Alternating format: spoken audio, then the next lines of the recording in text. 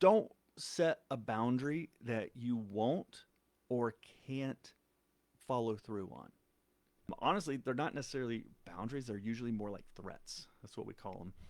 But those are usually formed out of high emotion or just a loss of what to do. So you're just kind of like stabbing in the dark at maybe this will work, maybe we'll hit it with this. Kind of undermine the whole thing because it sets a precedent of we have a big bark but no bite. We have anger and emotions, but we don't have follow through. I was actually talking with a family. Their son was massively addicted to screens and the internet and social media, the phone and games and any kind of stimulation.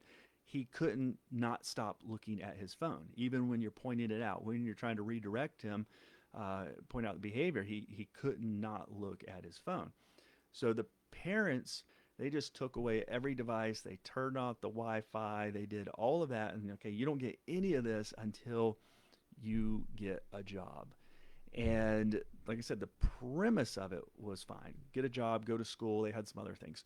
Their son went into complete meltdown because he had no coping mechanisms other than uh, the the internet and the screen and the devices. So he just switched from rage to depression and hopelessness and being extremely stuck.